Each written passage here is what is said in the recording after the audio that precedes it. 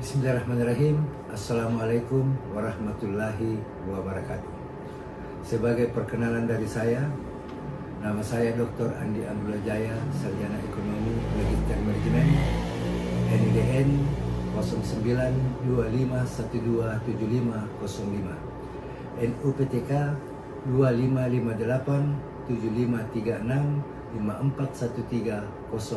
2558753654130103. Dosen tetap program pasca sarjana, program studi Magister Manajemen pada Universitas Indonesia Timur Makassar, terhitung mulai tanggal 1 Agustus 2020. Pada kesempatan ini, saya akan mempresentasikan mata kuliah yang saya ajarkan pada program studi Magister Manajemen Universitas Indonesia Timur Makassar, sebagai bagian dari pemenuhan unjuk kinerja PDD UKT-PT bidang pengajaran Serdosmart tahun 2025. Adapun mata kuliah yang akan saya deskripsikan adalah mata kuliah Ekonomi Manajerial, status mata kuliah wajib universitas, program tahun ajaran semester ganjil, dan bobot mata kuliah sebanyak 3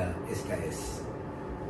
Mata kuliah Ekonomi Manajerial merupakan mata kuliah yang membahas tentang penerapan teori ekonomi dan alat-alat analisis ilmu pengambilan keputusan manajerial agar suatu organisasi dapat mencapai tujuannya secara efektif dan efisien. Mata kuliah ini juga membahas tentang profit maksimum sebagai konsep efisiensi organisasi atau perusahaan, alat-alat pengambilan keputusan dalam berbagai kondisi, analisis dan estimasi fungsi permintaan, analisis produksi dan biaya, dan keputusan penjualan pada berbagai struktur pasar.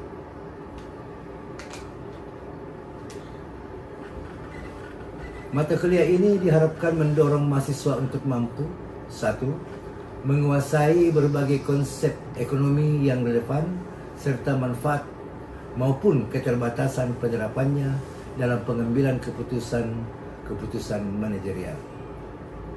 Dan 2. Menggunakan prinsip, metode, dan model-model ekonomi untuk menganalisis dan memecahkan masalah manajerial atau mengembangkan strategi bisnis. Capaian pembelajaran pada mata kuliah ini meliputi, yaitu 1. Mengetahui menjelaskan konsep dasar ekonomi manajerial. Yang kedua, menjelaskan konsep permintaan dan penawaran. Ketiga, menjelaskan konsep estimasi permintaan. Keempat, memahami dan mengaplikasikan konsep dan teknik dasar peramalan. 5. Memahami teori produksi dan biaya. Keenam, memahami teori perilaku individu. Ketujuh, memahami teori estimasi biaya. 8. Memahami konsep organisasi perusahaan.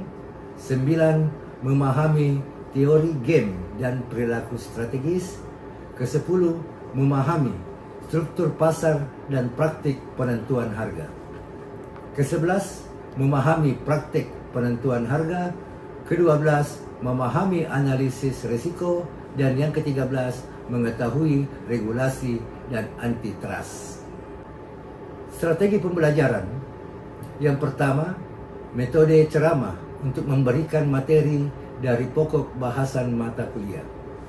Yang kedua, tanya jawab untuk dapat menguatkan pemahaman mahasiswa mengenai pokok bahasan pada setiap pertemuan mata kuliah.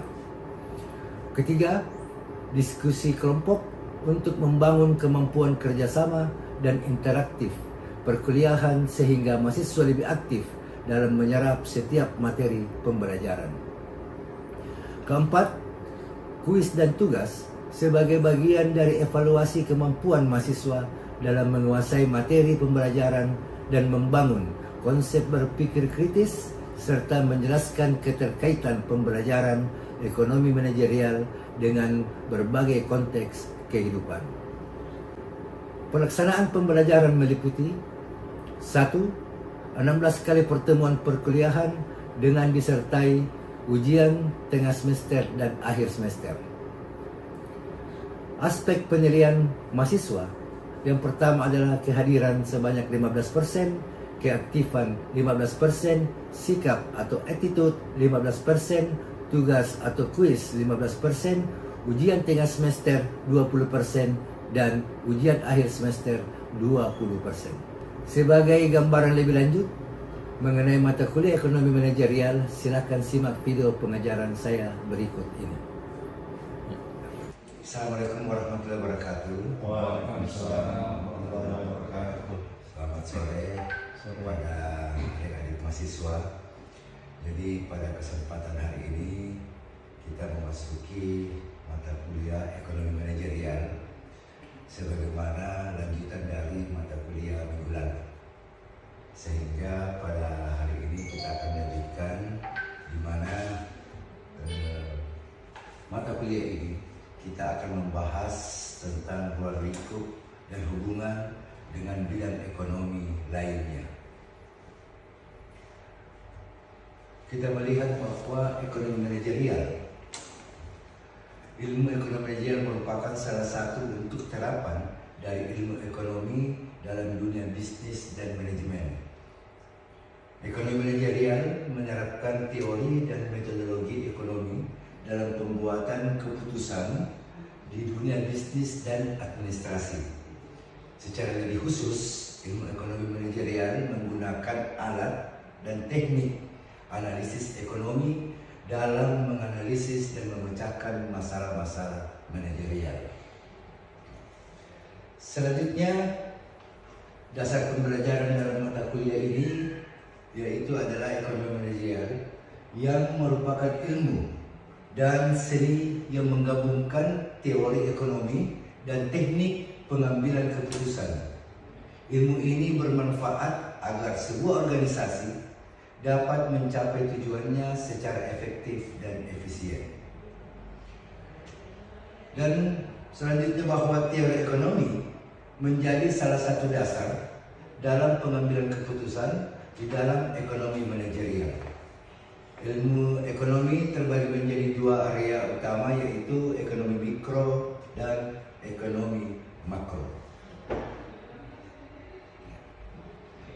Ekonomi mikro itu berkaitan erat dengan perilaku ekonomi seperti sistem perdagangan, sumber daya, dan perilaku individu. Sementara ekonomi makro lebih berkaitan dengan investasi, pendapatan, agregat, output, dan lapangan kerja. Jadi sangat jelas membedakan bahwa adanya ekonomi mikro dan ekonomi makro. Sebelum saya lanjutkan, apakah ada mahasiswa sudah paham dengan penjelasan yang tadi saya jelaskan? Paham.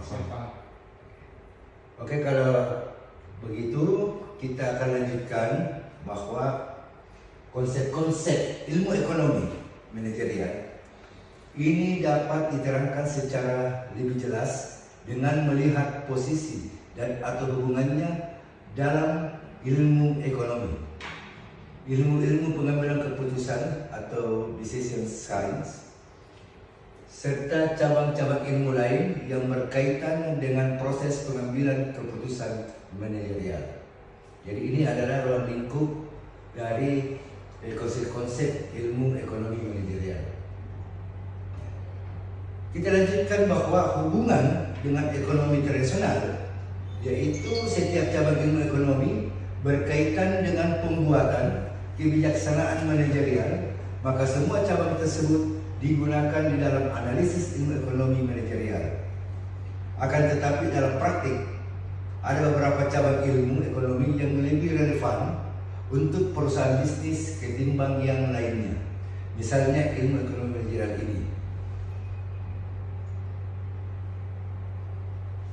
Kalau kita melihat juga bahwa hubungan dengan ilmu-ilmu pengambilan keputusan, kita melihat ada berbagai metode, yaitu adalah ilmu ekonomi manajerial memberikan kerangka teoritis dalam menganalisis masalah-masalah pengambilan keputusan manajerial.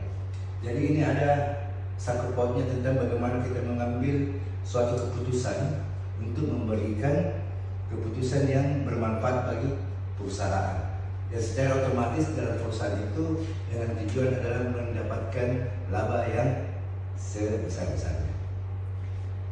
Selanjutnya adalah ekonomi manajerial dan ilmu pengambilan keputusan juga memberikan seperangkat alat dalam pembentukan model-model dalam mengambil keputusan, menganalisis pengaruh dari serangkaian tindakan alternatif dan mengevaluasi hasil-hasil yang diperoleh dari model-model tersebut.